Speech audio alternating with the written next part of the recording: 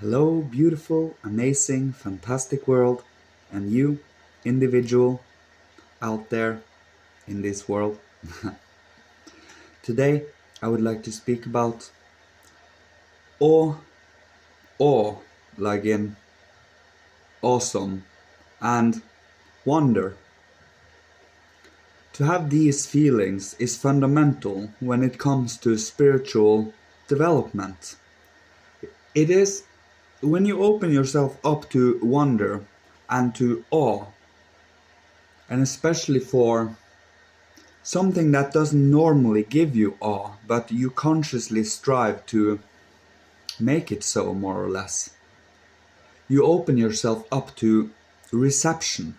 You become in a receptive state where you receive wisdom, impulses, and inspiration from the spiritual realm.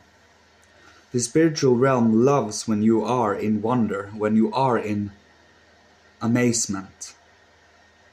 When we truly appreciate and are grateful, gratitude and thankfulness is truly what brings love. This love is truly warm, and this also strengthens the wonder and amazement. Oh.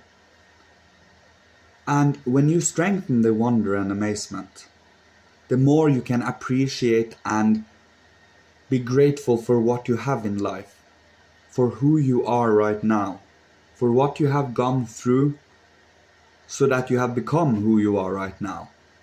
You wouldn't be who you are without experiencing everything you have gone through. There might be difficulties in life, of course, but everyone to their individual journeys, and we try to support each other where we can by understanding and be empathic. To truly appreciate life in its many varieties, and to hold space for those varieties, to be grateful for the differences, to hold a certain wonder and awe for the differences.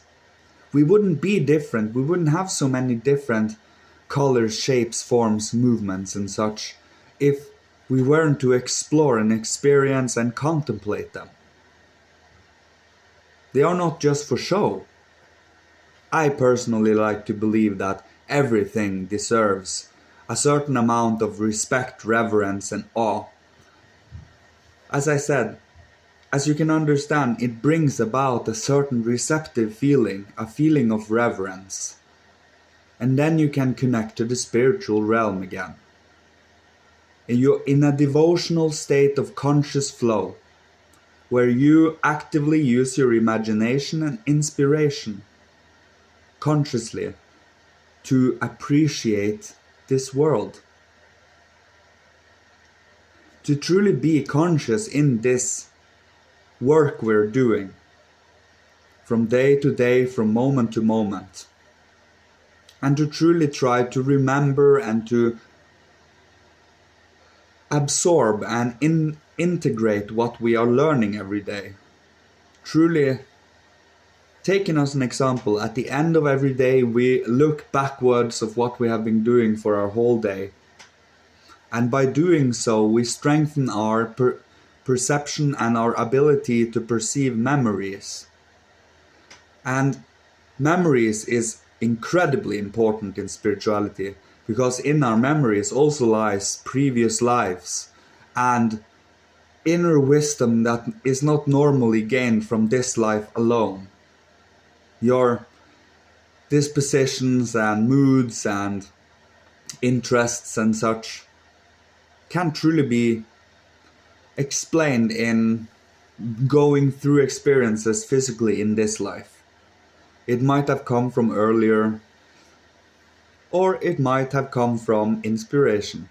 That also happens. But more or less, it is only based on how much you truly choose to go into these things. And it requires wonder and awe. When you have wonder and awe, instead of trying to struggle with a certain mood, to be a solemn or to be in a melancholic mood, it normally doesn't help that way, because we are too much stuck in our body and in our emotions, and it becomes very dense. But with reverence and awe, you detached yourself a little bit from your body, not too much, but a little, so that you are more in line with your spiritual self, so that you think and feel, you are more conscious in the thinking and feeling aspect of things than in your body perception and your senses. So when you sense something with your five senses outside, you perceive it with your inner spirit. That is how I operate. And everything spirit absorbs and register and trying to memorize so that I can learn from it. And it is a study, to study and experiment and explore. One truly is a scholar in that regard, and trying to dig deep into whatever comes before you. Because what comes before you in many cases are given to you as experiences or lessons, so that you can grow as a human being, so you can be of help to others, to those around you, to be a stable force of harmony, to be a stable force of love. When you are a stable force of love, you become a pillar, a strong foundation that others also look to for guidance and inspiration. They might not tell you so, they might not say anything about it, but we don't do this to be acknowledged. We don't do this to be famous. We do this because it's right. We do this because it is for the future, for everyone. And that is why we share. And that is why we do this work, which is important. So we one step at a time, trying to ignite that wonder and awe. It requires a little training, of course, because it's kind of a furnace. You have to blow fire into it, and you have to be in effort. You have to be. It is not effortless to do this, to say the least. Of course, when you do this long enough, it might seem effortless, but it is the same with any kind of thing you train over many years. You become seemingly effortlessly good in it, which is why we practice and train. And we do not need any instruments of physical kind. You have your body, you have your faculties inside your physical human body, and those are more than enough to awaken to mastery. And this mastery requires a lifetime, believe you me. This is not something that is, now I'm come to this, now I'm done. No, once you have come to the perceived peak, you see another mountain twice as big.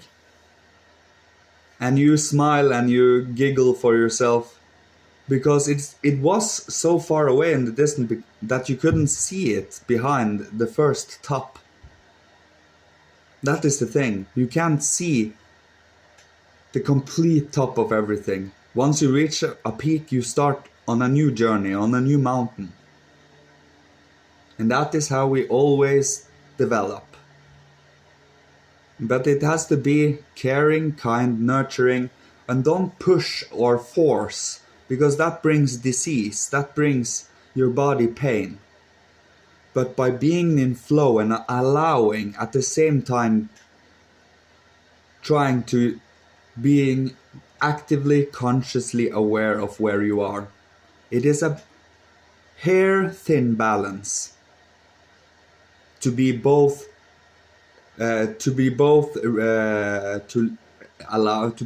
allowing and also in effort to also strive. So it is that middle point, not too lazy, not too strict. And that is what the middle path, the golden road, I would like to call it, is.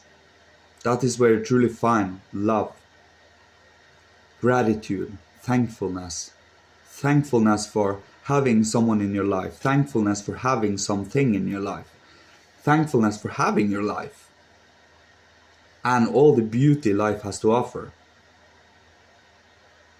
So, I think this was everything for today about wonder and awe and everything in between. Thanks everyone for watching.